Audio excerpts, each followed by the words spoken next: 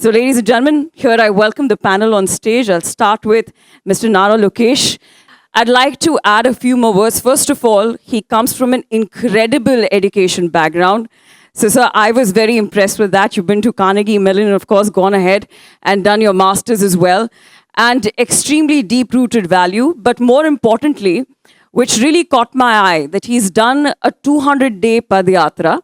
And in that Padayatra, he's gone to 97 constituencies and touched 1.5 crore lives. And in those lives is where he met a lot of women from different stratas of the society who got forth the issues of gender stereotypes. And that has influenced him to go ahead and make reforms, not just in terms of women empowerment, but also in the education system. Something that I read about him, which was very, very interesting, is that even in the education system, जो हमारे books होते थे, उसमें कुछ ऐसे pictures होते थे जहाँ पर there's a lady in the kitchen and the man in the living room. He's gone ahead to change that, is because that's where it starts from. So, sir, thank you so much for doing that. Truly coming from a woman who's working in a male-dominated sport. You asked for some random idea. I think I walked into Visakhapatnam Stadium. All the stands are named after men. So when Julindi got her first stand named... That's wonderful. So when Julindi got her stand named in Eden Garden, I mean, genuinely watching the whole video made me feel very emotional that that iconic stadium of Eden Garden is going to have a women cricketer on it. And yeah, I mean, any stadium I walk into, there are, I mean, 10 on 10 are mostly men. And I feel we have a lot of legendary ex-women cricketers who deserve to have a stand named on them. So I would just, I mean, as you said, you can start, and a lot of other state associations will follow. That's amazing. That is amazing. Let's give that a huge round of applause. Lokesh, sir, in the stories that you've just heard, what are your takeaways from it as someone who can bring about changes in the policy? I mean, it's really inspiring. I think each one of you come with very different background. And as a policymaker, it's very humbling that, you know, there are things that are going right and definitely there are areas to improve. Your captain just shared with me that, you know, in your books you should have any sporting pictures, women. And then, you know, it will really get people to think. I think when girls are looking at it, they'll start dreaming that, yes, I have a chance. You know, it took her almost 2 years to convince her father. I mean, that's a bigger fight than actually playing for India. But it's really inspiring that a lot of effort has gone in different ways, and they've been supported by their family in different ways. So as a policymaker, this is exactly what I'm looking forward to, is trying to figure out what are those changes that we can do to break that stereotypes further. And see, for you and me, we're more urban. But then if you still go back to the rural, these unfortunately still continue. And then how do you sort of remove these deep-rooted stereotypes is what I'm struggling with. I believe it starts with cinemas. They play a very important role. So I did talk about it with the Chief Minister, with the Deputy Chief Minister, that we should actually figure out a mechanism for it. Of course, education is my role. It's not easier because I can do it. But I need support from all of you. I think I'm looking forward to guidance. Like, you know, an amazing idea. For the captain game, it's stuck in my head, like this is one thing I need to do. These are little ideas that I think you can bring about change.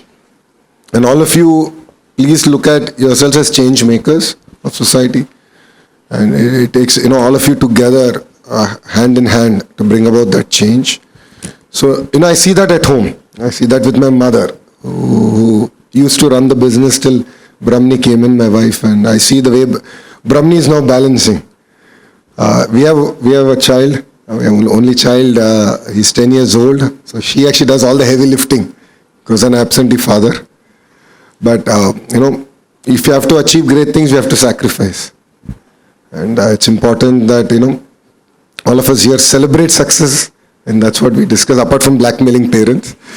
But definitely celebrate success. I think that's the responsibility of politicians. I think Mithali just shared, that's how the Chief Minister did it. A lot of the sportsperson today also shared during the National Sports Day event, that how the Chief Minister celebrated it. So I think it's had an impact. And what I would look forward to hearing from you is how do we continue this? I think apart from celebrating a victory, how do you sort of continue this, make it part of a culture, make it part of a rhythm, make it part of our fundamental fabric? Then I think it'll really inspire a generation of youngsters now to come to sports. And more than even youngsters and girls coming in, I think parents willing to. So that's where I believe that change should happen, and that's what I look forward to hearing from all of you.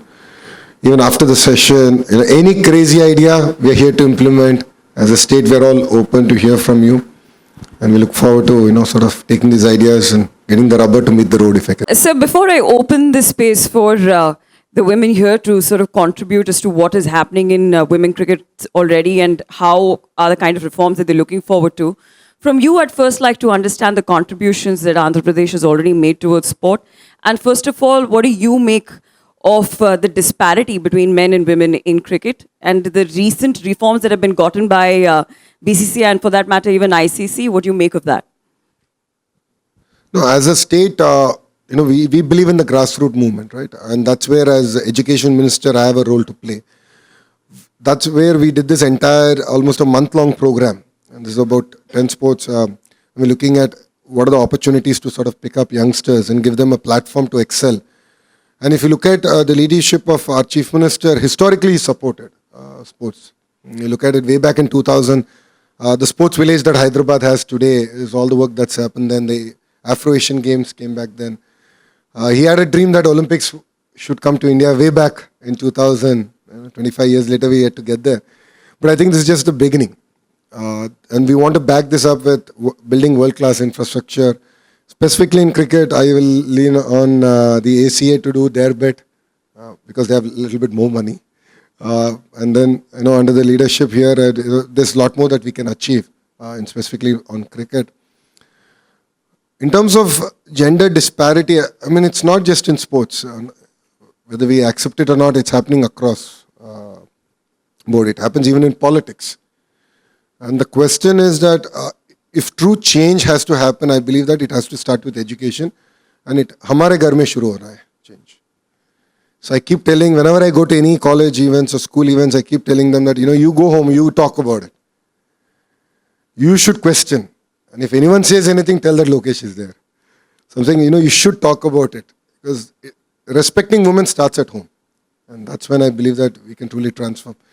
If you look at, we as a political establishment have internships that we do every year. And one internship we did all women. And my question was, let's talk about women's safety and how other states have sort of structured. It's amazing to see that Northeast is far lower than any other states. That's because the way that they've structured their property rights and the way it all flows comes down. So I think we have a lot to learn in that sense.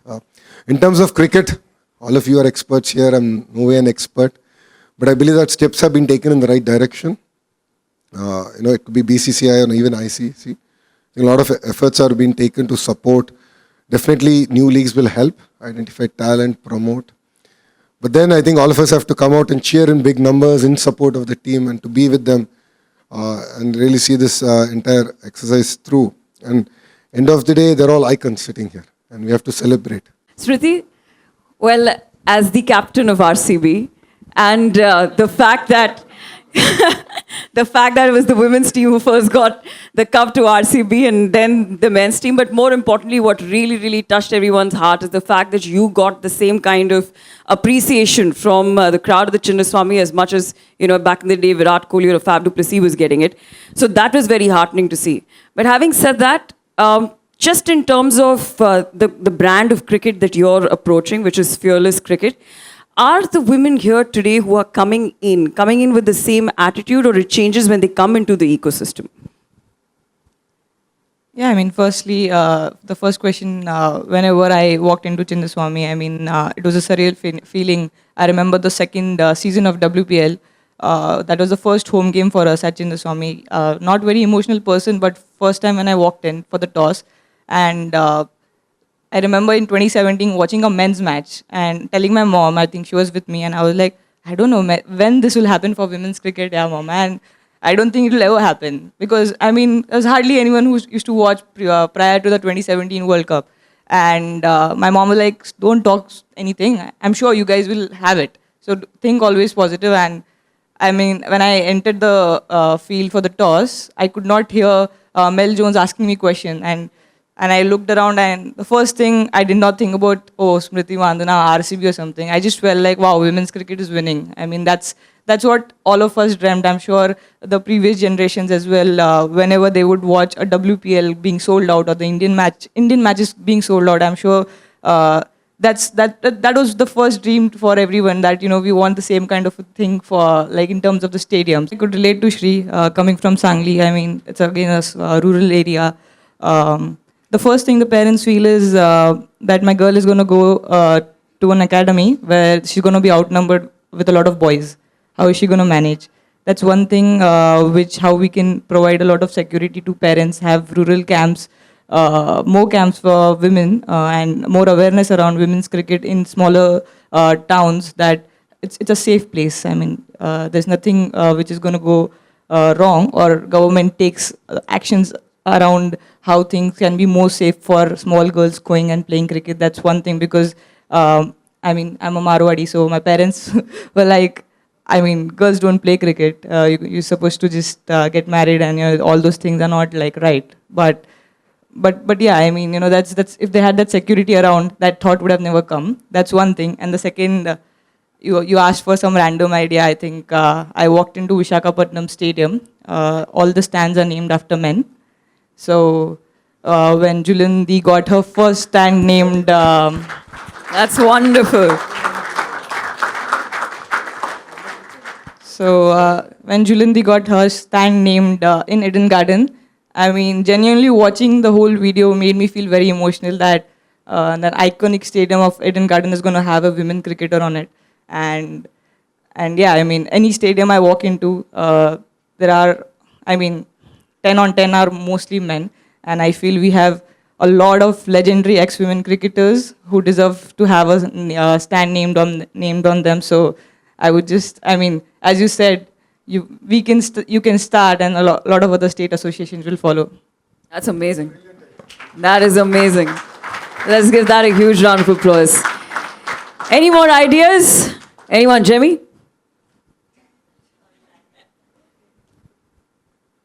No, like Kranti faced it in the rural areas. Like I came from, by God's grace, came from a good family who could afford a cricket kit. But just to buy a simple cricket kit with pads, shoes, helmet, bat would cost a lot of money for a family, a humble family who cannot afford it. Maybe one of the reasons why they don't encourage their kids to play also is because of the cost factor. Like, she had to go on tour, she didn't have money to go on tour. And every parent would worry about that too. So if something can be done even for that, maybe even providing a small kit bag to start on, maybe that will lead to a lot of big things, or even like something like a pocket money kind of a thing also, but which will help them to go out and play cricket, like the basic expenditures. I think that would also be a great thing to start off.